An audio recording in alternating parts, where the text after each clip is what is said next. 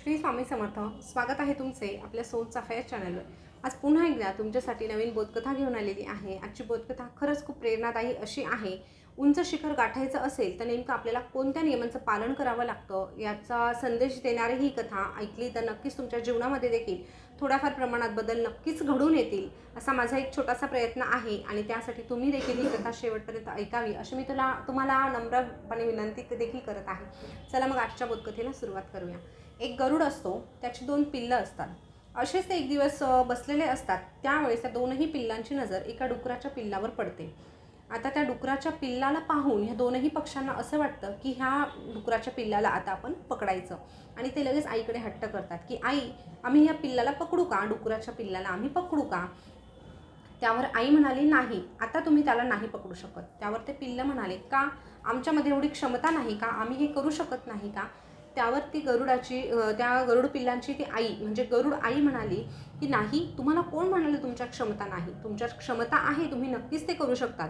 पण तुम्हाला ते डुकराचं पिल्लू पकडण्याच्या अगोदर तुम्हाला उंदराला पकडावं लागेल.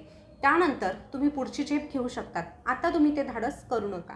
आता असं सांगितल्यानंतर त्या गरुडाच्या पिल्लांपैकी एका पिल्लाने ऐकलं, परंतु दुसऱ्या पिल्लाला आईचं बोलणं काही फारसं म्हणजे ठीक वाटलं नाही. त्याला असं वाटलं की आई काहीही सांगते, हे किती सोपं आहे, पटकन मी करू शकतो. आणि आई थांबवण्याचा प्रयत्न करतच होती. तेवढ्यात त्याने त्या डुकराच्या पिल्लावर झेप घेतली. पण झालं असं की या ठिकाणी ते डुकराचं पिल्लू या गरुडाच्या पिल्लासमोर ते भारी भरलं आणि त्यानेच ह्या पिल्लावर हमला केला. ते गरुडाचं पिल्लू अगदी जखमी झालं. त्याला अगदीच मरणापेक्षाही जगणं कठीण झालं अशी त्याची वाईट अवस्था झाली. त्यावेळेसच लगेच त्याची आई जवळ आली. ते दुसरं पिल्लूही जवळ आलं आणि ती आई म्हणाली, अरे मी तुला सांगितलं होतंच ना की तू आत्ता करू नकोस, ही ती वेळ नाही, तू माझं का नाही ऐकलं? आता हा शारीरिकदृष्ट्या जखमी झालाच होता, परंतु तो मानसिकदृष्ट्या देखील खूप खचला होता. त्याच्यामधला जो कॉन्फिडंट होता तोच या ठिकाणी संपून गेला होता. या उलट दुसरं जे पिल्लू होतं त्या गरुड आईचं सगळं काही ऐकत होता. आता ह्या पिल्लाने विचारलं, आई, मी उंदराच्या पिल्लाला पकडायला जाऊ का? त्यावर तो गरुड म्हणाला, हो ठीक आहे, तू उंदराला पकडू शकतो. आता तू उंदराला पकडायला तू जा. आता हे म्हणता क्षणी त्याने लगेच उंदरावर झेप घेतली आणि तो त्यामध्ये यशस्वी झाला. त्याला खूप आनंद झाला की आई, मी उंदराला पकडलं. आता नक्कीच मी उंदराला जर पकडू शकलो तर मी डुकराच्या पिल्लाला सहज पकडू शकतो. मी करू का? त्यावर गरुड आई म्हणाली, नाही, अजूनही ती वेळ आली नाही. आता तू सशाला पकडण्याचा प्रयत्न कर. सशाला पकडण्यामध्ये जर तू यशस्वी झाला तर नक्कीच तू डुकराच्या पिल्लाला देखील पकडू शकतो.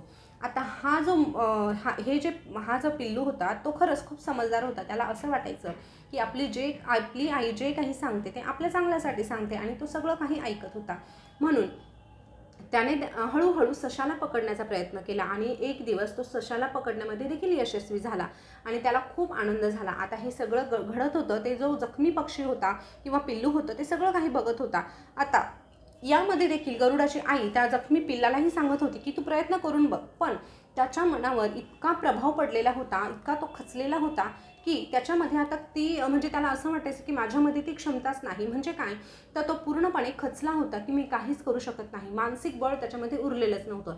आता असं करता करता हे पक्षी हळूहळू मोठे होत होते आणि एक दिवस डुकराचं पिल्लू जेव्हा डुकराच्या पिल्लावर ह्या पक्ष्यांची नजर गेली किंवा ह्या गरुडाची नजर गेली तेव्हा त्या गरुडाईने सांगितलं की तू आता ह्या डुकराच्या पिल्लाला पकड. आणि बघता बघता तो जो पक्षी होता त्याने त्या डुकराच्या पिल्लावर झेप घेतली आणि त्याला पकडलं आणि तो खऱ्या अर्थाने त्या ठिकाणी यशस्वी झाला.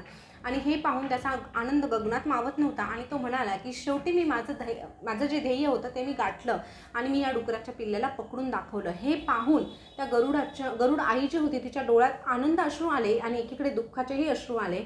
आणि त्यावेळेस ती म्हणाली की जसं तू माझं ऐकलं तसं याने देखील म्हणजे त्या दुसऱ्याने जखमीने याने जर की मी जे काही सांगितलं ते ऐकलं असतं तर निश्चितच आज तुम्ही दोघंही यशस्वी झाले असते आणि माझ्यासाठी याच्याहून मोठा आनंद नसता. पण याने माझं काहीही ऐकलं नाही. कारण जर आपल्याला जेव्हा एखादं मोठं ध्येय गाठायचं असतं तेव्हा आपल्याला सुरुवात ही लहानांपासून करायची असते. आपण डायरेक्ट मोठी उडी घ्यायला गेलो तर कदाचित त्यामध्ये आपलं नुकसान होऊ शकतं आणि इतकं भयानक नुकसान होऊ शकतं की कदाचित आपण परत उभंही राहू शकणार नाही. आणि नेमकं तुझ्या बाबतीत तेच झालं. मी तुला सांगूनही तू ऐकलं नाही आणि अगदीच मोठी भरारी घ्यायला गेला. पण जर तू अशा पद्धतीने हळूहळू टप्प्याटप्प्याने जर पुढे जाण्याचा विचार केला असता तर कदाचित आज तू यशस्वी झाला असता.